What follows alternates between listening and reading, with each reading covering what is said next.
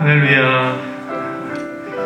오늘도 주님께서 우리에게 기쁘고 복된 안식일을 허락해 주셨습니다. 우리 시간 먼저 마음을 정하시면서 우리 주님 앞에 기도하실 때 하나님, 우리의 예배가 주님께 드려지는 아름다운 제사가 되기를 원합니다. 마음과 정성을 다하여 우리 주님께 예배를 드리는 모든 심령 가운데 우리 주님께서 예배해 놓으신 놀라운 평강과 주의 은혜와 긍휼과 우리에게 주시는 하늘의 복을 허락하여 주시옵소서. 우리 예배를 위하여서 함께 먼저 기도드리도록 하겠습니다. 다 같이 기도하십니다. 걸어가신 하나님 아버지, 하나님 아버지, 현재 되시고 지금 되시고 우리에게 귀한 시간을 주시옵소서. 감사합니다. 마음의 감사를 이렇게 주시고 높으신 이름을 찬양하는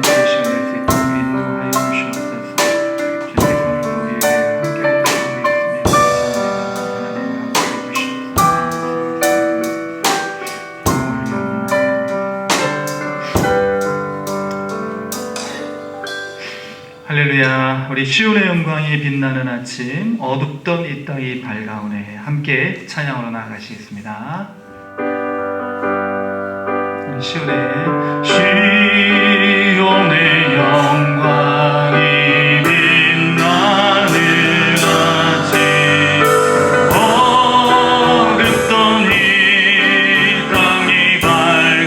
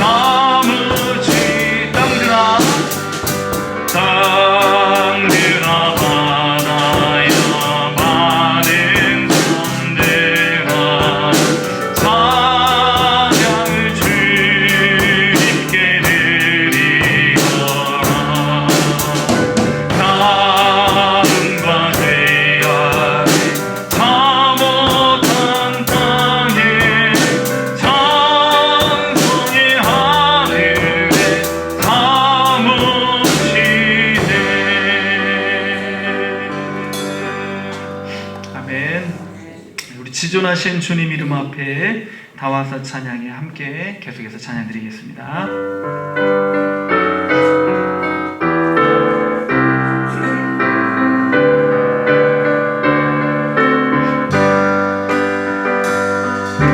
지존하신 주님 이름 앞에 모든 무릎 꿇고 나 경배해. 거룩하신 주님 보좌 앞에 엎드려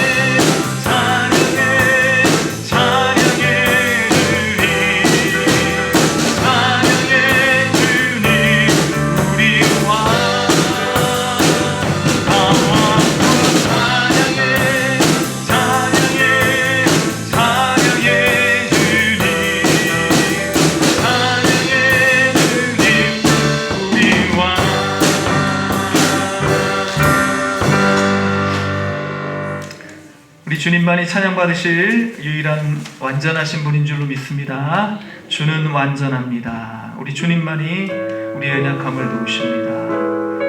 우리 함께 찬양 드리겠습니다.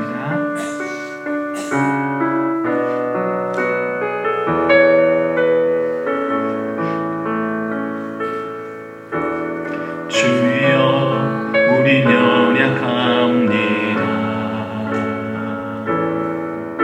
우린 오늘을 힘겨워합니다. 주 뜻 이루며 살기에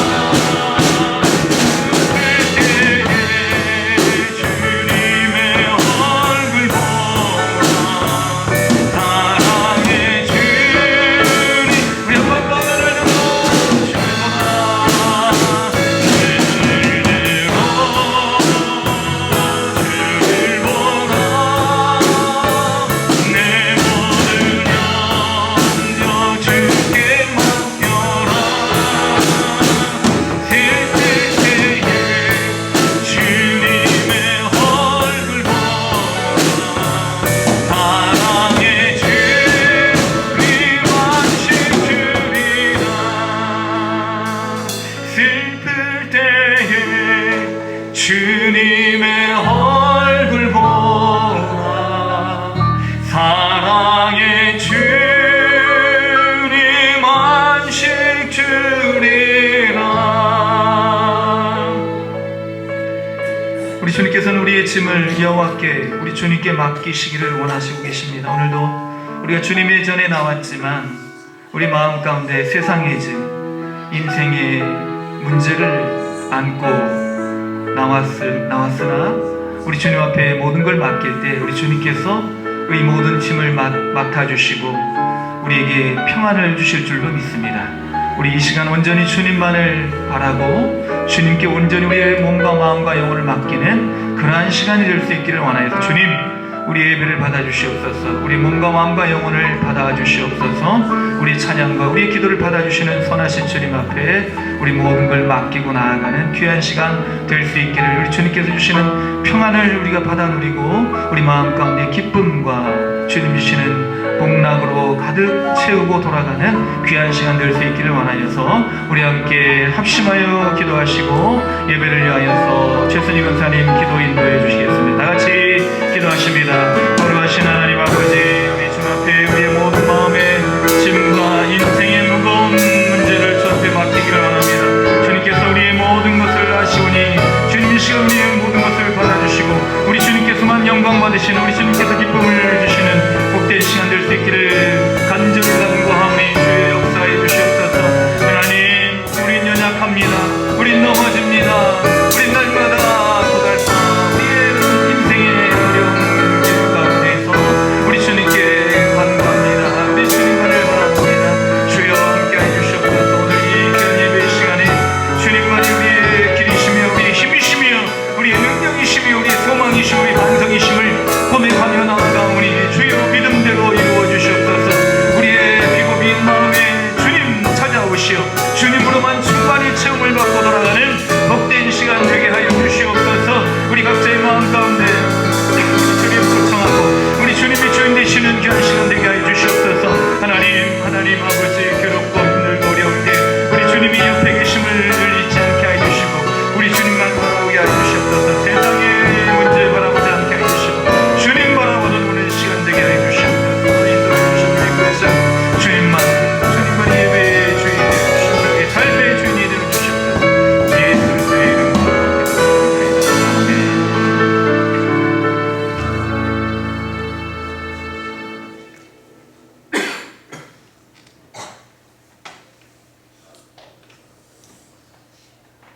기도드리겠습니다. 영원토록 변함없이 은혜를 베푸시며 우리의 삶을 인도하시는 하늘에 계신 우리 아버지, 그 크신 사랑을 찬양하며 경배를 올려드립니다. 우리의 삶이 우리의 의지가 아닌 하나님의 계획하심 속에 있음을 고백하며 거룩한 산 제사로 드릴 수 있도록 이 예배를 축복하여 주옵소서.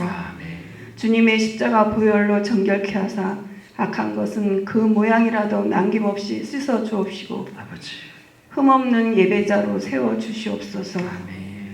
오곡백과가 무르익어 열매를 맺고 수확의 기쁨을 온 천하에 알리는 청명한 가을의 풍성함이 우리의 삶 속에서도 강건한 믿음으로 더욱 깊어지고 풍성해져서 감사와 기쁨과 찬양이 넘치는 은혜가 있게 하여 주시옵소서. 하나님 아버지, 전쟁과 핵도발, 지진과 기근으로 죽어가는 이 땅의 모든 나라와 족속 위에 하나님이 주시는 평화가 깃들길 기도합니다. 분열과 갈등, 혼란을 야기시키는 권력의 우매함이 하루속히 무너져 내리고 공의와 정의가 바로 세워지는 하나님이 통치하시는 나라들이 되어지기를 간절히 기도합니다. 아멘. 지금도 살아계셔서 역사를 세워가시는 하나님 아버지, 말씀이 육신이 되어 우리 안에 거함에 독생자의 영광이요 은혜와 진리가 충만하다 말씀하신 주님의 은혜가 온 땅에 편만해지기를 기도합니다. 아멘. 무엇보다 이 나라와 민족을 사랑하시는 하나님 아버지, 자신들의 이익을 쫓아 좋을 대로 행하는 위정자들의 지혜로움을 꺾어 바로 세워주시고 세상 풍조에 휩쓸려 어리석은 선택을 하지 않도록 공의와 정의가 바로 세워지는 나라 되게 하옵소서. 아멘. 정치, 경제 모든 전반에 걸쳐 일어나는 분열과 갈등이 하루속히 해소되어 국민들이 안도하며 평화롭게 살아갈 수 있는 나라 되게 하옵소서. 또한 말씀과 기도로 세워진 교회가 빛을 발하며 시대적 사명감을 가지고 빛과 소금이 되어 사랑과 화평과 온유의 근본이신 주님을 증거하는 일에 부족함이 없도록 바로 세워지게 하옵소서. 하나님 말씀을 대언하기 위해 세우신 목사님, 선교지 탐방 무탈하게 잘 마치고 돌아오게 하심을 감사드립니다.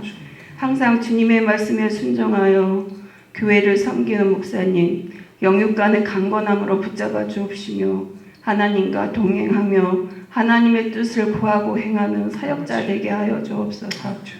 이 예배를 위해 수고하는 성도들이 있습니다.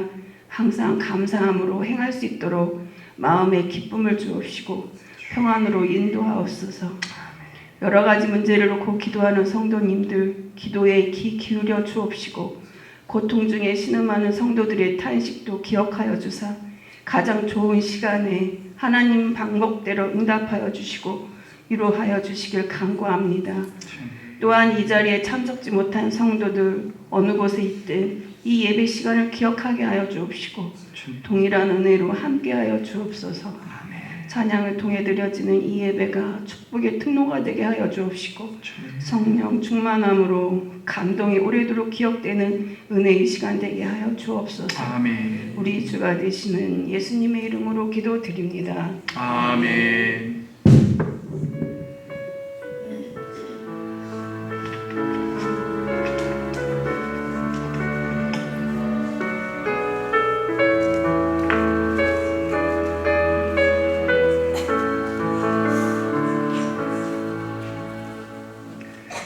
거룩하고 복된 우리 종교개혁주일에 우리가 함께 보실 하나님의 말씀은 고린도전서 3장 5절로 8절 말씀입니다.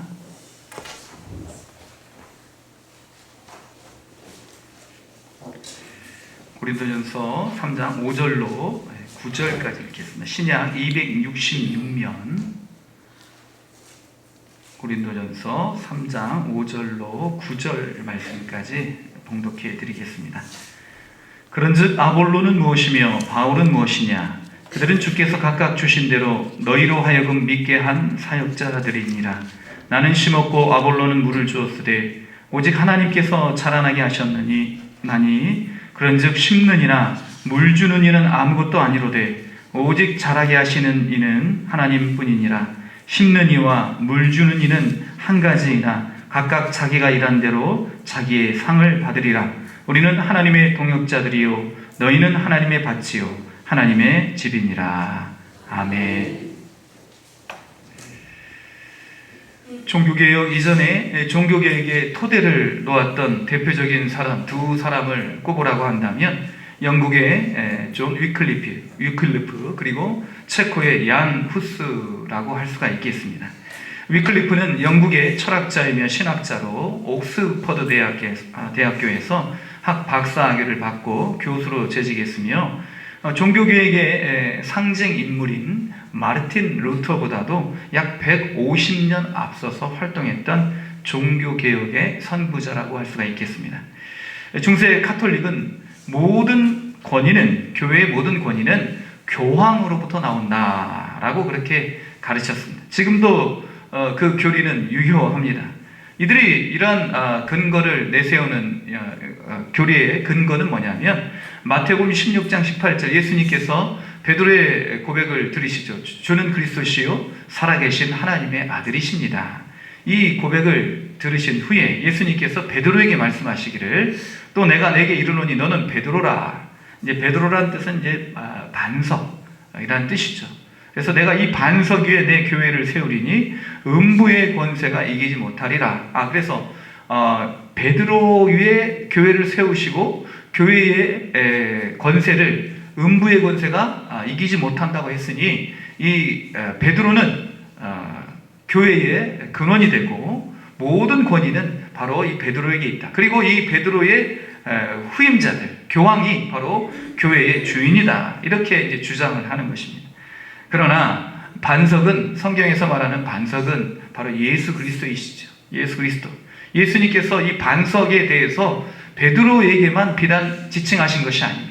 마태복음 7장 24절 말씀을 보면은 예수님께서 산상수훈을 말씀하신 후에 최종적으로 결론으로 말씀하신 것이 뭐냐면, 누구든지 나의 이 말을 듣고 행하는 자는 그 집을 반석 위에 세운 지혜로운 사람 같으리니, 이제 창수 안 하고 비바람이 불어도 그 집이 무너지지 아니한다라고 말씀하시죠. 그래서 예수님이 주신 말씀 위에, 그 말씀 위에, 그리고 이제 이 예수님이 바로 말씀이 육신이 되어 오신 구세주이시기 때문에 바로 예수님 말씀이시라는 거죠. 성경이 바로 예수 그리스도를 가리키고 있고 모든 말씀의 초점이 바로 예수 그리스도에게 집중되어 있다는 것입니다. 그러므로 예수님 말씀하신 반석은 예수님의 말씀, 그리고 더 나아가서 예수님 당신 자신을 가리키는 것입니다. 그리고 이제 고린도전서 10장 4절 말씀을 보면 바울이 출애굽 이스라엘 백성들의 그 역사를 이제 쭉 이제 나열하면서 이렇게 말을 합니다.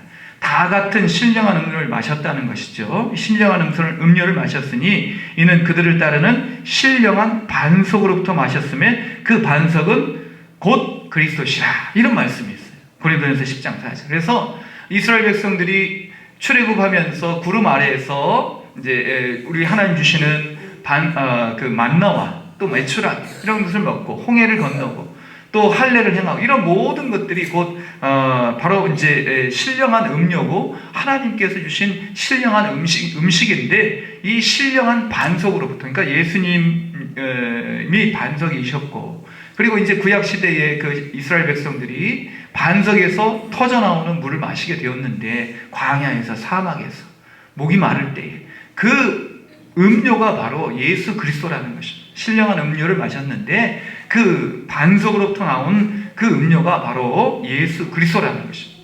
반석이 예수 그리스도이시고 음료가 예수 그리스도이시다. 그래서 반석이라는 것은 예수 그리스도를 말하는 것이지 베드로를 말하는 것이 아니라는 것이죠. 그리고 베드로가 말한 신앙 고백 위에 예수님께서 교회를 세우신다는 것이 사람 위에 교회를 세우신다는 것이 아니었는데, 잘못 오해를 하고, 그리고 이제 사람의 욕심이 거기에 더해져서 교회의 주인이 나다, 온 세상의 교회의 주인이 바로 교황이다 라고 이렇게 잘못 가르치는 것이 가톨릭이고, 그 중세 교회의 가르침이 지금도 이어지고 있다는 것입니다. 그래서 유클리프와 같은 종교개혁자들이 교회의 권력은 사람으로부터 나오는 것이 아니라 하나님의 말씀으로의 권세로부터 나오는 것이다. 그리고 종교적 권위보다도 더 위에 있는 것이 바로 성경이고, 교황조차도 성경 아래에 있다라고 그렇게 주장을 했던 것입니다. 그래서 이 유클리프는요, 그때 당시에 라틴어 성경을 영국 말로 번역을 한 거예요. 영어로 번역을 한 거예요. 그래서 영어로 번역을 해서 사제들만 읽는 그 성경을 서민들도, 모든 국민들도 그렇게 읽을 수 있도록 토대를 마련한 것입니다.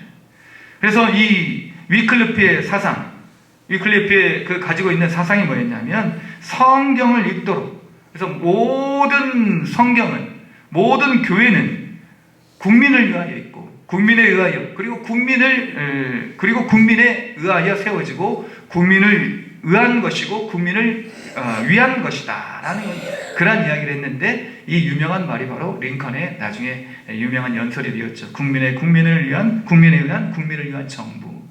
유클리프의 그 사상으로부터 링컨의 이 유명한 말이 나왔다는 것입니다. 그래서 모든 성경은 모든 성도들을 위하여, 그러니까 모든 사제들뿐만 아니라 귀족들뿐만 아니라 지식 있는 사람만 성경을 소유하고 그 사람들만 성경을 읽는 것이 아니라 모든 사람들에게 성경이 읽혀져야 된다는 생각으로 성경을 영어로 번역해서 그렇게 배포했던 것입니다.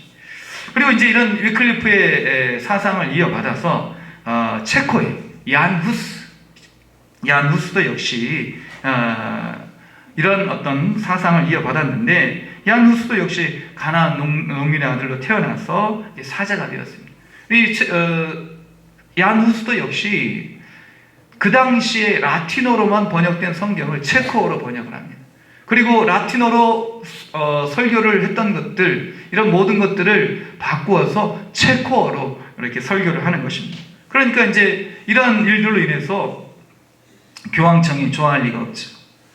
자기들만 점유를 하고 자기들만 성경을 가지고 많은 사람들에게 존경받고 자기들만 높임을 받아야 되는데, 이제 이런 성경이 모든 농민들에게, 천민들에게, 서민들에게 그렇게 전파되고 그렇게 모든 사람들에게 하나님 말씀이 읽혀지니까 좋아할 리가 없죠. 그래서 당시 교황 요한 23세라는 이 교황이 이제 얀 후스를 부르게 됩니다. 불러서 종교 회의에 이제 세우게 되는 것이죠. 그래서 종교 회의에 세우면서 한 번만 네가 잘못했다고 인정해라. 너의 사상이 잘못됐다고 인정을 해라. 이단의 사상이 잠깐 빠졌다고 인정을 해라. 그럼 목숨만은 살려주겠다. 그렇게 회유를 했지만 얀 후스는 하나님의 말씀에 내가 위배되고 하나님의 진리를 내가 거스를 수 없습니다 라고 그렇게 끝까지 신앙의 지조를 지키면서 결국에는 화형을 당하게 되죠. 그래서 이런 종교 회의에서 얀 후스는 화형을 당하고, 존 위클리프는 이미 존 위클리프는 죽었는데, 이 종교 회의에서 말하자면 우리 옛날에 있었던 부관 참시형을 당하게 됩니다. 이제 부관 참시라는 것은 이제 죽은 사람을 다시 이제 꺼내가지고 목을 친다는 얘기 아니겠습니까?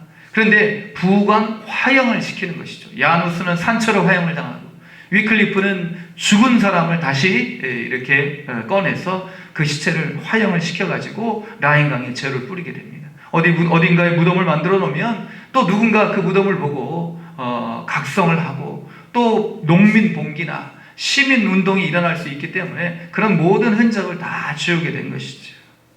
그래서 이와 같이 얀 후스가 화형당하여 죽은 곳이 바로 독일의 이제 콘스탄스라는 곳인데, 이곳에 상징적인 조형물이 있다고 합니다.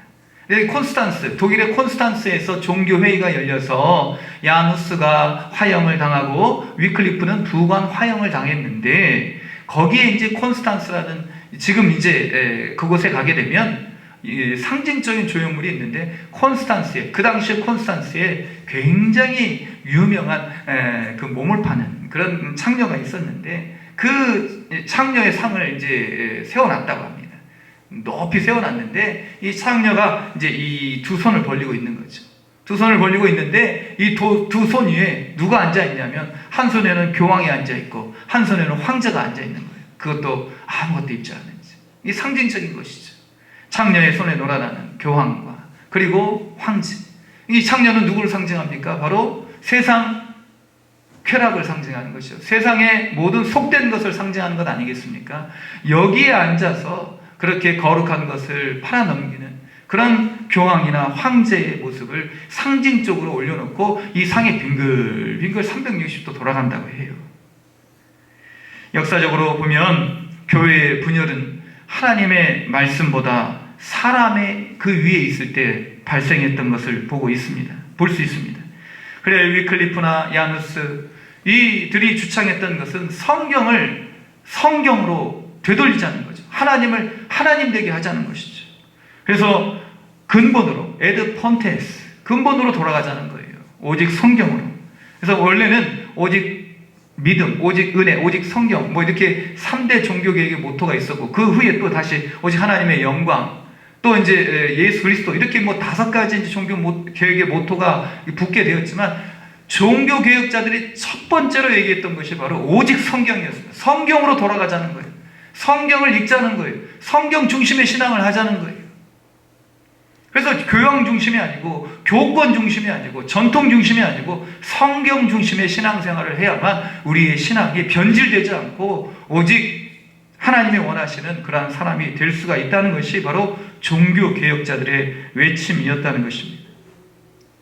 만약에 이런 종교 분열, 그러니까 교회의 분열을 일으켰던 그런 중세 교회의 교황이나, 그래서 이제 잘못된 면죄부를 팔고, 그리고 잘못된 어떤 연옥의 교리를 가르치고, 잘못된 교황 무호소를 가르치고, 마리아 숭배설을 가르치고 이런 어떤 잘못된 모든 사상들이 바로 성경에서 벗어났기 때문에 나왔던 것이지요. 오늘 이 본문의 말씀을 만약에 종교 지도자들이 마음에 새기고 이 말씀대로 하나님 주신 말씀대로 순종하였더라면 교회는 변질되지 않고 교회는 분열되지 않고 사람이 주인되지 않고 오직 하나님이 주인 되시는 하나님의 영광을 나타내는 교회로서 그 명맥을 계속해서 유지할 수 있었을 것입니다. 그리고 종교개혁자들의 죽음은 없었을 것입니다.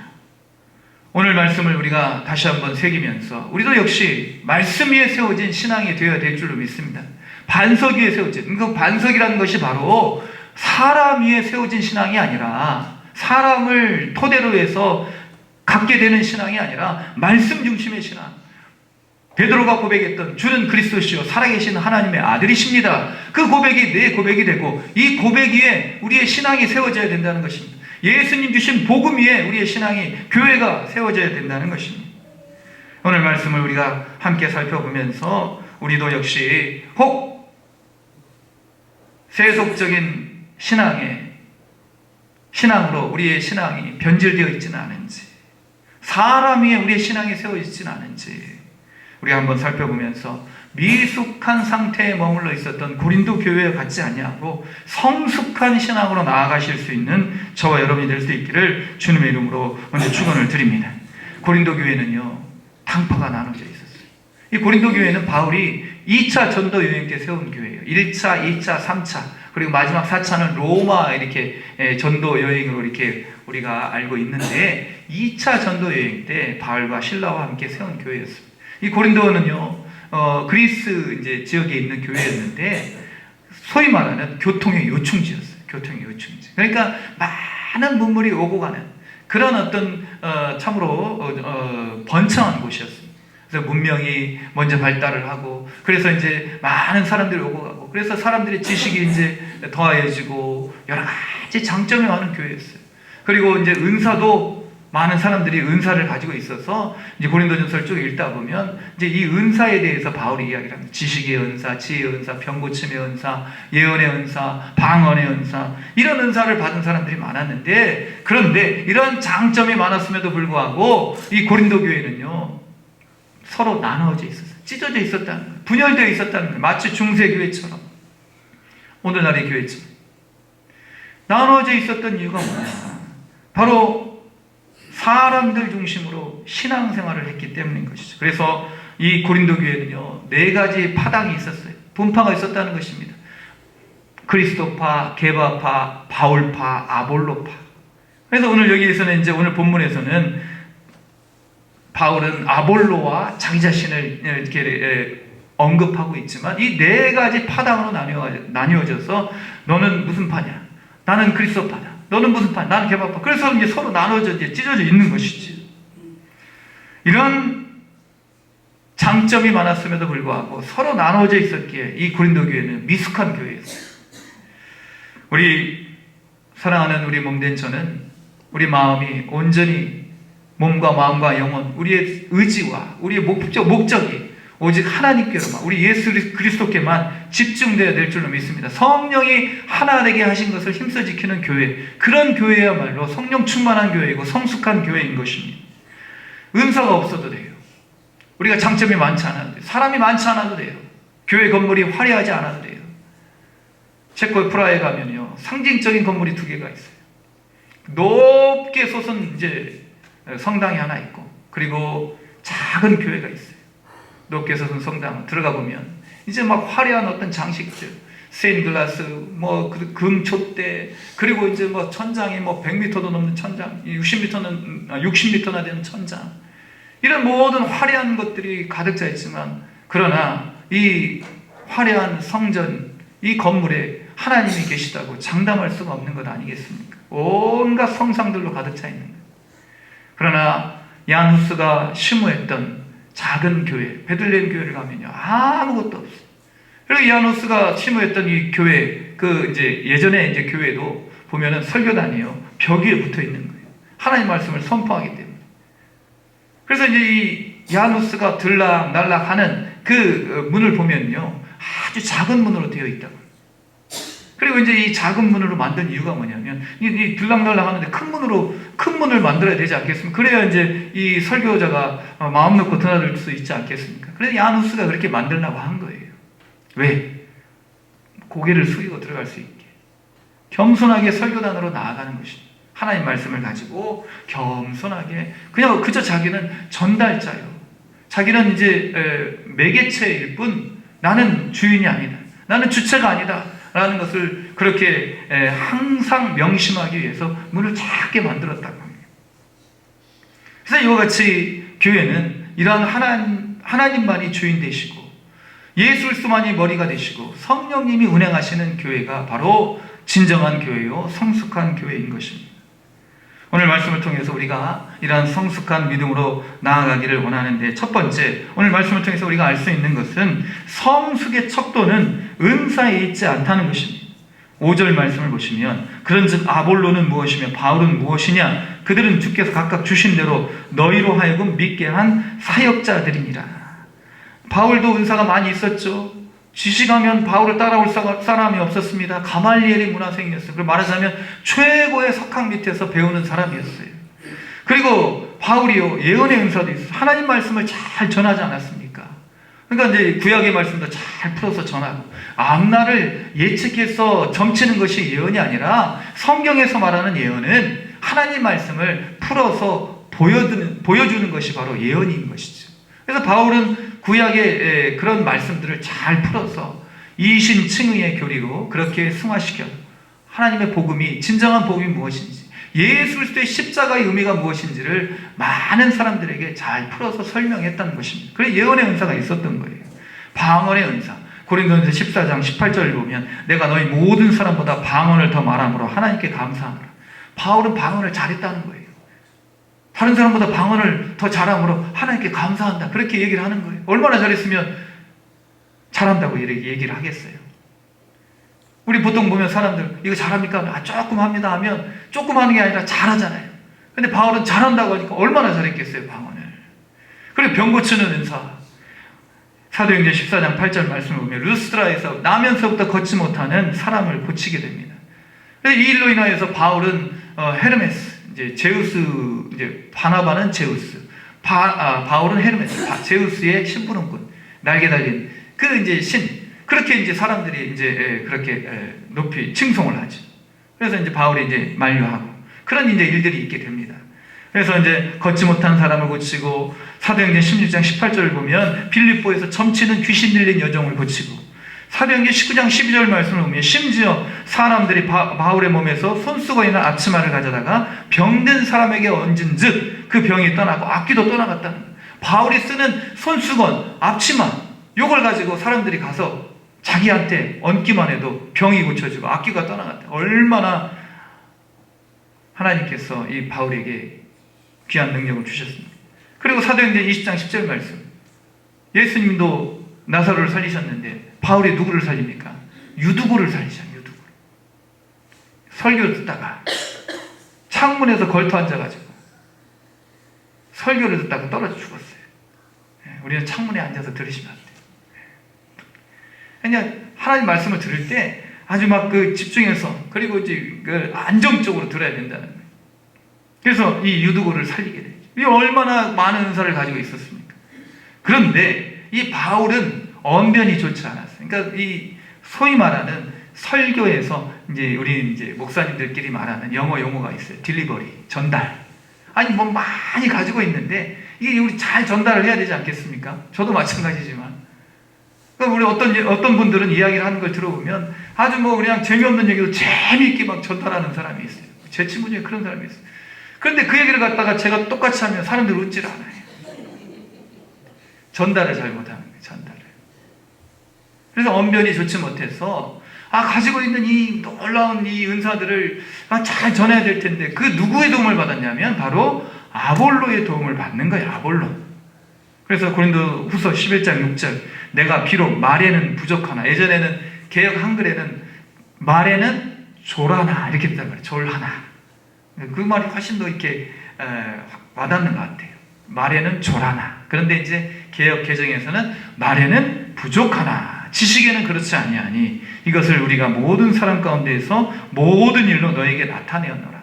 내가 이 말 주변이 좋지가 못해서 설교를 잘 못하는데 이걸 갖다가 누가 잘 전하는 거예요? 아볼로가 잘 전하는 거예요. 사도행전 18장 24절 말씀. 알렉산드리아에서 난 아볼로라 하는 유대인이 에베소에 이르니 이 사람은 언변이 좋고 성경에 능통한 자라. 그런데 성령을 받지 못했어요. 그래서 바울이 성령을 또 받게 해주고. 그래서 이런 모든 은사, 바울은 완벽한 사람이 아니었어요. 아볼로도 완벽한 사람이 아니었어요. 그래서 하나님께서는 완벽한 사람을 우리 주변에 두시잖아요. 이 세상에 완벽한 사람은 없습니다. 오직 누구만이? 오직 주님만이 완전하시다니 우리가 오늘 찬양했잖아요. 주님만이 완전하십니다. 우리는 오늘 하루 또 실수합니다. 넘어집니다. 우리 주님만이 완전하십니다. 그래서 우리 하나님께서 우리에게 은사를 주신 것은 이 모든 은사는 성령께서 그의 뜻대로 각 사람에게 나누어 주신 것이고, 바울의 이야기에 의하면, 고린도전서 12장에 의하면 이 은사는 무엇을 위하여? 교회의 덕을 세우기 위하여.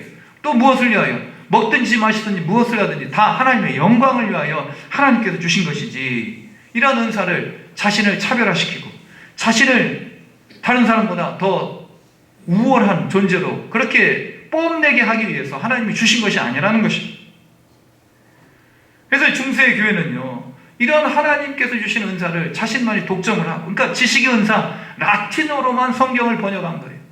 그래서 일반 사람들은 도저히 읽지를 못하는 거죠. 이 유럽은요, 이 라틴 문화를 빼고서는 이야기할 수가 없겠더라고요. 지금도 마찬가지. 지금도 뭐 영국, 프랑스, 독일 다 마찬가지. 로마의 영향을 받지 않은 나라가 없는 거예요. 그래서 이런 라틴어로 된 성경을 자신들만이 독점을 하고, 그리고 성찬식도 자기들만 하는 거예요. 자기들. 우리가 다음 주에 성찬식을 하지만 성찬식을요, 사제들만 하는 거예요.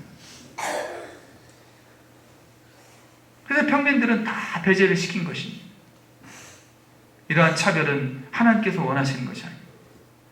모든 것은, 우리들이 가지고 있는 모든 장점은 다 이웃을 위하여, 우리 하나님의 영광을 위하여, 교회의 덕을 세우기 위하여 우리가 사용해야 될 줄로 믿습니다. 은사는요, 자랑이 아니라 은사는 우리 하나님 주신 선물입니다. 두 번째, 모든 직분자들은 하나님의 사역자들이라는 거죠. 하나님의 사역자들. 그래서 5절 말씀 다시 한번 보시면, 아볼로는 무엇이며 바울은 무엇이냐? 그들은 주께서 각각 주신 대로 너희로 하여금 믿게 한 사역자들이니라 하고, 1번 밑에 보시니까, 각주하고 보시니까 집사, 섬기는 자, 종, 이런 뜻이 있습니다. 그래서 이런 종이나 또 섬기는 자로서 우리가 하나님의 집에 있는 것입니다. 정교회, 이제 이번에 보니까 성당도 있고 정교회 건물도 있어요. 정교회. 이제 우리가 이제 동로마 제국, 뭐 서로마 제국, 뭐 이런 어떤 역사의 어떤 그런 어떤 그 과정들을 살펴볼 때, 이제 로마가, 이제 로마 제국이 서로마, 동로마 이렇게 나누어지게 되었는데, 서로마 제국은 이제 저쪽, 이제 말하자면 서유럽 쪽, 동로마는 이제 동유럽 쪽 이쪽 아니겠습니까? 그래서 이제 뭐 비잔티움 뭐 이렇게 이런 또 제국이 세워지고, 그래서 이 동로마 제국의 이제 후예들이 누구냐? 바로 정교회, 말하자면 그리스 정교회, 동방 정교회, 러시아 정교회, 이런 정교회들이 있고, 그 다음에 카톨릭, 서방 카톨릭, 로마를 중심으로 서방 카톨릭. 그런데 이제 성당이나 정교회 건물이나 다 들어가 보면요, 뭐가 많냐면, 카톨릭은 이제 성당을 들어가면 온갖 장식들이 많고, 동방 정교회 그 건물을 들어가 보면, 정교회 건물 들어가 보면 이 성상들이 많아요. 성화. 이게 말하자면 이제 누구 뭐 이런 성자 붙여가지고 이제 성인들의 어떤 그런 흉상이나 성화들이 많은 거죠. 그래서 이런 사람들이요, 높임을 받는 거예요. 그래서 들어가 보면요, 이제 예수님 어떤 그런 예수님을 찾기보다도 이런 것들이 더 눈에 많이 들어온단 말이죠. 얼마나 참 화려하게 저렇게 지었을까. 막 그런 어떤 건물들의 화려함, 웅장함, 번쩍번쩍 빛나는 어떤 촛대, 막 이런 것들이 눈에 들어오고, 딱 이제 동방 정교회 건물 들어가 보면 이제 막 그런 성인들의 이 얼굴들이 쫙 이제 붙어 있는 것입니다. 그러면서 사람들의 시선이요, 거기에 뺏기게 되는 거예요. 아이콘에 집중하게 되는 거예요. 아이콘. 성상. 하나님보다 성인들의 동상이나 그림에게 절을 하고 그들의 신체를 만지는 행위들이 신앙으로 둔갑하게 되는 거예요. 그래서 우리 돌 하르방 만지는 그런 그 사람들도 있잖아요. 제주도 가면. 근데 이제 그쪽 가면요, 어떤 이제 동상이 세워져 있는데 엄지 발가락에 반짝반짝 빛이 나요. 왜 엄지발가락이 반짝반짝 빛이 나는가 봤더니 이 엄지발가락을 만지면서 소원을 빌면 소원이 이루어진다는 거예요. 예수님은 어디 가고 성상이나 동상들이 그 자리를 대신하고 있는 것입니다. 얀 후스는 화형을 당하여 그 제가 라인강에 먼지로 뿌려졌어요. 유클리프도 역시 마찬가지입니다. 칼빈의 묘는요, 지금 어디 있는지도 몰라요. 자기가 묘를 감춘 거예요. 그리고 이제 스코틀랜드에 또 종교개혁자 있죠. 존 낙스. 예전에 한 말씀 드렸지만 거기 가보면요, 이 주차장 위에 묘지가 있다는 거예요. 그리고 그 차들이요, 그 묘지 위에 이제 어떤 돌로 된 비석 이제 평장을 해놨는데 거기에 이제 존 낙스라고 이름이 되어 있어요. 근데 거기에 차들이 주차를 한단 말이에요. 무덤이 주차장이 되어 있어요. 사랑하는 성도 여러분, 우리 주님이 우리로 인하여서 가리워져서는 안 될 줄로 믿습니다.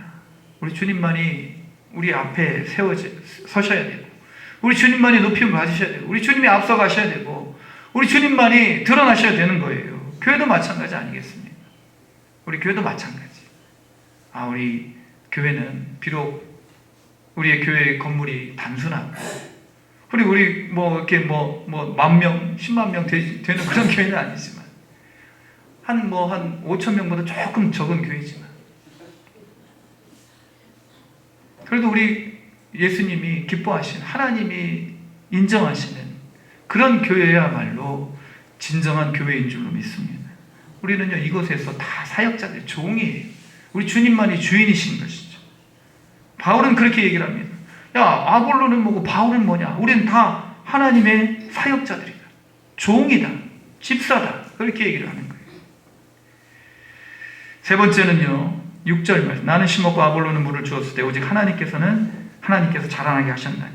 그러니까 자라나게 하시는 하나님만이 높임을 받으셔야 된다는 거죠. 생각해 보면 우리 모든 것 다 하나님께서 주신 거예요. 씨앗 우리가 만들 수 있습니까?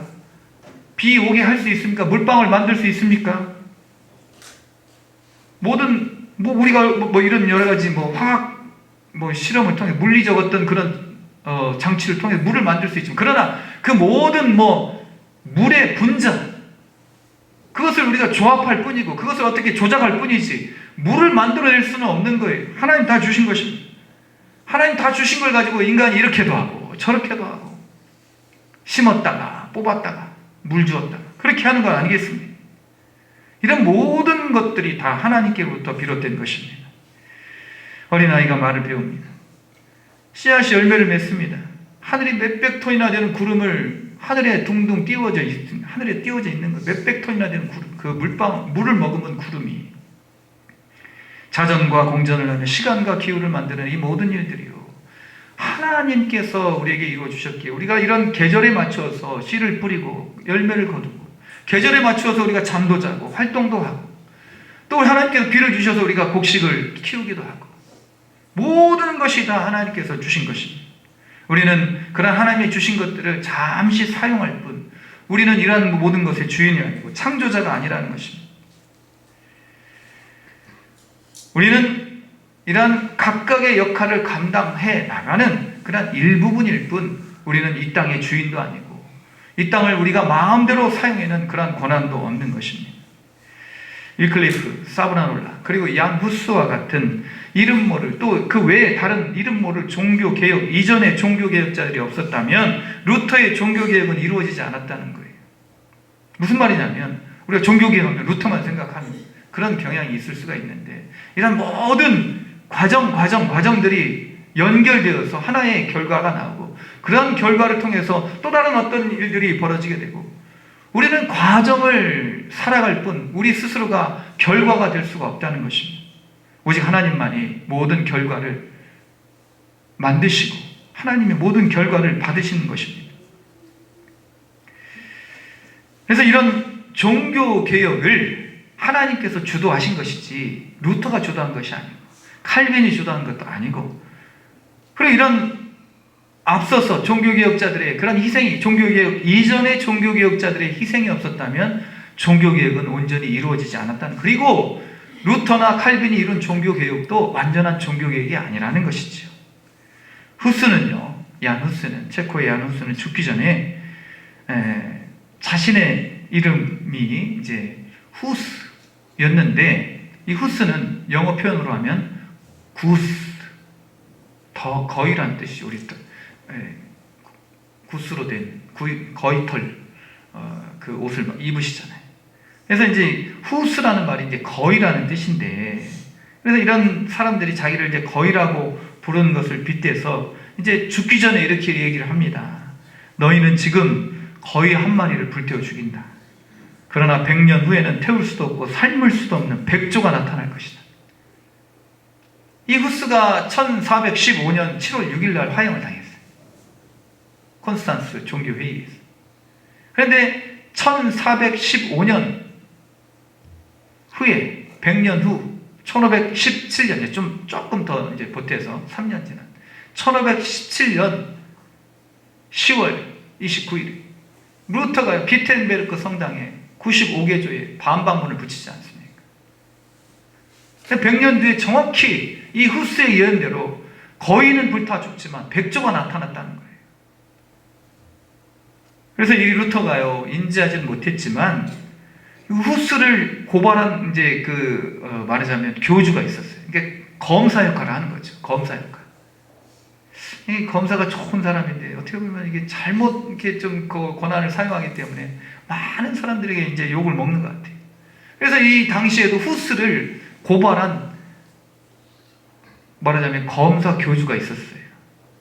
이 검사 교주가 어디에 묻혔냐면 에르푸르트 수도원, 이제 독일의 에르푸르트 수도원에 묻히게 되었다는, 죽어가지고. 보통 보면은 예전에 이제 중세 시대에는 이제 무덤이 어디에 있냐면 성당 밑에 있는 거예요. 가장 좋은 곳이 바로 성당이에요. 성당 밑에 묻혀야 천당 간다. 그런 이제 생각을 가지고 있었던 거죠. 그래서 성당 주위에 무덤이 있고 성당 밑에 묻힌 사람은요, 굉장히 높은 사람이에요. 귀족들이나 묻히고. 그래서 이제 이 주교, 검사 주교 역시 에르푸르트 수도원에 묻히게 되었는데, 교회에 묻히게 되었는데, 이 루터가요, 처음으로 신부가 되어서, 수도사가 되어서 미사를 드린 곳이 바로 여기라는 거예요. 하나님의 역사는 미묘하지 않습니까?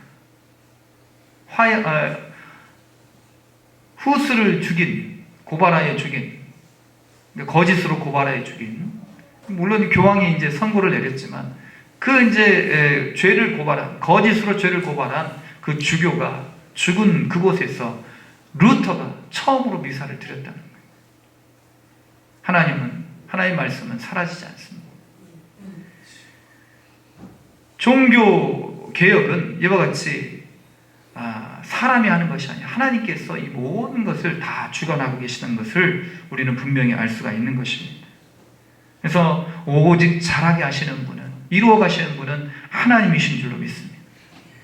그리고 마지막으로 우리가 기억해야 될 것은, 우리가 받을 상은요, 이 땅의 것이 아니라는 거예요.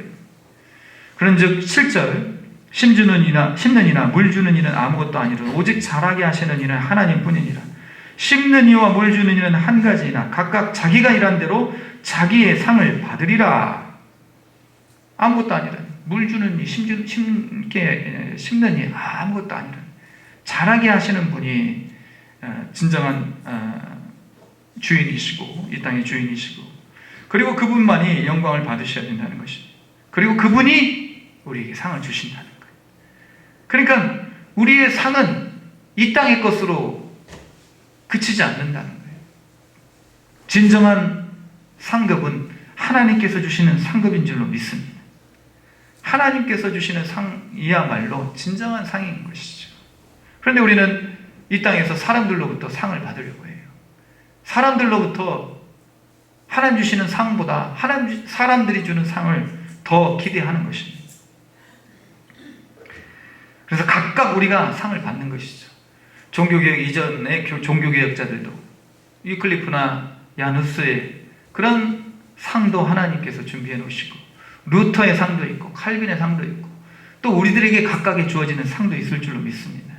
우리가 올림픽에 보면 달리기에도 금메달을 주고, 수영에도 금메달을 주고, 또 축구에도 금메달을 주고, 양궁에도 금메달을 주는데 이 금메달의 가치가 다르지 않아요. 달리기라고 해서 더 금의 함량을 높이거나 더 큰 금메달을 주는 것이 아니죠. 우리 각각의 역할이 다르지만 하나님께서는 각각에 맞게 상을 주실 줄로 믿습니다. 우리는 믿음의 사람들입니다. 우리가 지난 시간 믿음에 대해서 설교 말씀을 들었습니다. 믿음에는요, 경쟁이 없어요. 믿음의 사람들은 오직 협력만이 있을 뿐인 것입니다. 우리는 하나님의 동역자들이, 하나님의 밭이, 하나님께서 경작하시는 거예요. 그리고 우리는 하나님의 집입니다. 하나님께서 세워가시는 집이죠. 집에 보면요, 벽돌도 있고, 또 어떤 철근도 있고, 나무도 있고, 또 전등도 있고, 여러 가지 건축 재료들이 합하여져서 하나의 집을 만들어가는 것 아니겠습니까? 나는 전기선도 될 수 있고, 나는 벽돌도 될 수 있고, 나무도 될 수도 있고, 카페트도 될 수 있고, 우리가 다 돌이 될 수가 없습니다. 다 목회자가 될 수가 없는 거예요. 우리 각각의 주어진 자리에서 하나님의 사역자로서, 예수 그리스도의 몸으로서 우리 맡겨진 분량에 맞추어서, 역할에 맞추어서 충성을 다할 때 하나님께서는 각각 그 일한 대로 자기의 상을 받게 해 주실 줄로 믿습니다. 얀 후스의 그 동상, 프라하 광장에 세워진 얀 후스의 동상 밑에 글귀가 써 있어요. 얀 후스가 늘 즐겨 했던 말이라고 합니다. 진리를 사랑하고, 진리를 말하고, 진리를 행하라. 그 진리가 무엇입니까? 예수 그리스도 아니겠습니까? 예수님 말씀하시면 내가 곧 길이요 진리요 생명이니 나로 말미암지 않고는 아버지께로 올 자가 없느니라. 예수님 또 말씀하시지 않습니까? 진리를 알지니 진리가 너희를 자유케 하리라. 우리가 진리를 알아야 돼요. 예수 그리스도를 알아야 된다는 거죠.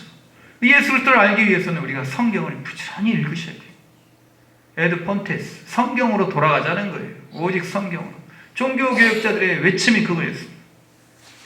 그래서 성경을 우리가 부지런히 읽고 그 가운데 진리 되신 예수 그리스도를 발견하고, 예수 그리스도를 사랑하시고, 예수 그리스도를 말하시고, 예수 그리스도를 닮아 행하시는 그런 저와 여러분이 될 때, 우리 교회가 될 때, 우리 교회는, 저 여러분은 하나님이 기뻐하시는, 변질되지 않는, 그래 날마다 새롭게 리폼드, 그렇게 개혁되는 그러한 신앙인으로서 세상을 변화시키고 하나님의 기쁨이 되고 하나님의 상급이 되는 그러한 사람들로 세워가게 될 줄로 믿습니다. 기도하시겠습니다. 걸어가신 하나님 아버지, 종교개혁의 주일을 맞이하여 우리가 다시 한번 새롭게 되는, 새롭게 개혁되는 신앙인으로서 참으로 많은 사람들에게 신선한 기쁨을 주고 진리의 외침이 될 수 있는 그러한 사람들로 세워져서 우리를 통하여 하나님 나라가 확장되고 하나님의 집이 더욱 강건하게 세워지는 역사가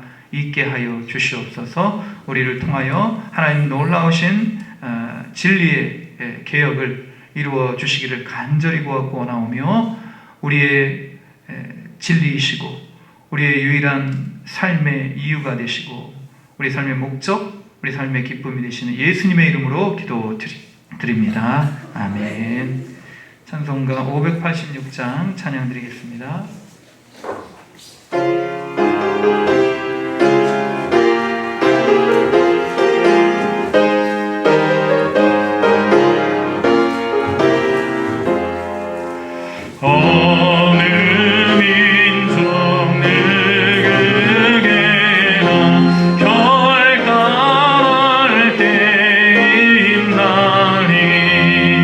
참과 거짓 싸움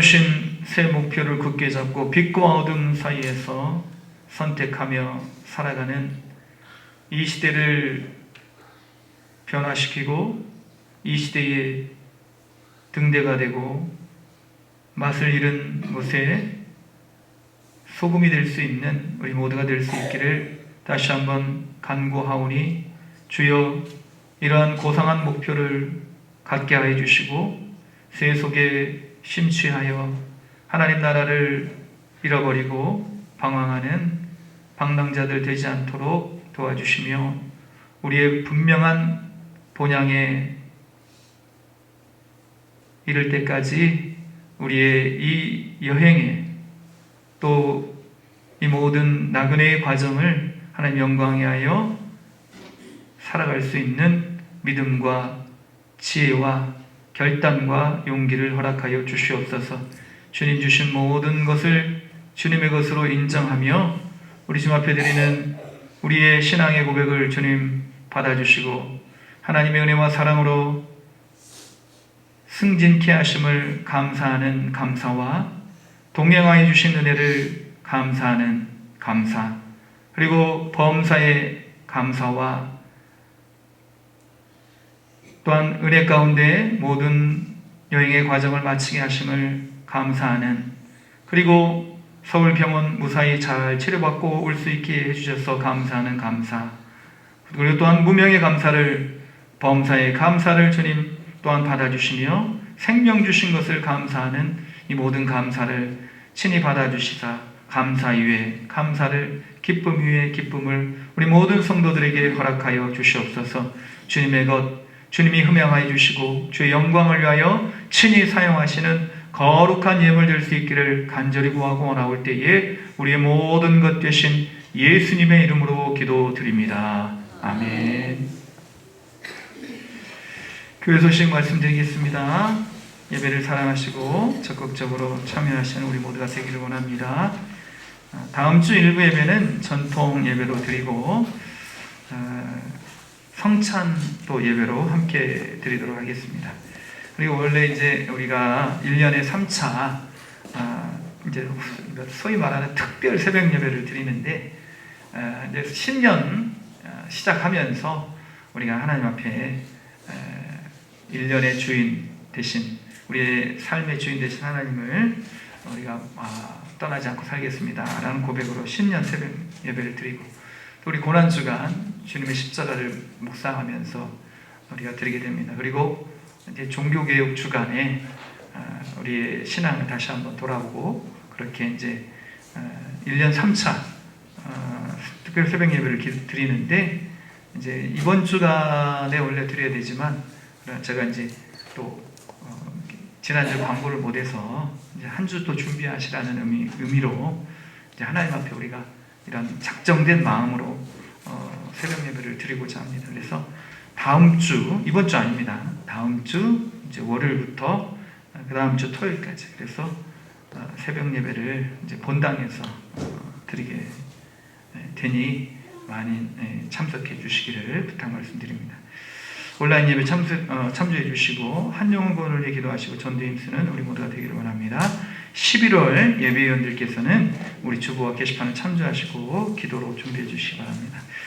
우리 교회의 배려와 또 우리 기도로 우리 가족이, 저와 이제 사모가 같이 이렇게 종교 개혁지를 포함한 문화 탐방을 하였습니다. 그래서 쉰 것 같은데 왠지 몸이 막 피곤한 것 같아요. 쉬었는지 어쨌는지 좀 그렇지만 아무튼 보고 들은 것도 있고, 이러한 하나님 주신 은혜를 또 우리 교회를 위해서 어떻게 사용할까 이제 고민이 있습니다. 그래서 말씀을 잘 전달하고 열심히 기도하고 하나님 위해서 교회 잘 섬기는 것이, 그것이 보답 하는 것이 아닐까 그렇게 생각을 합니다. 아무튼 잘 다녀오게 하신 하나님께 감사를 드리고 또 교회 앞에 감사를 드립니다. 우리 앞에 계신 분들, 뒤에 계신 분들, 옆에 계신 분들 바라보시면서 함께 성도 인사 나누겠습니다. 하나님 당신을 사랑하십니다. 사랑하십니다. 사랑하십니다. 사랑하십니다.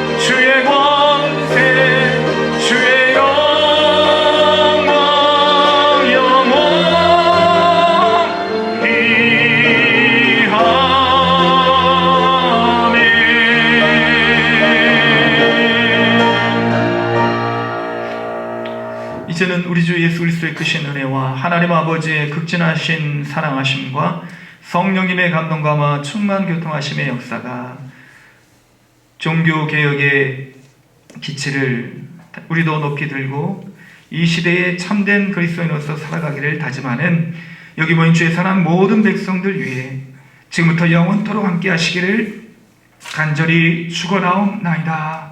아멘.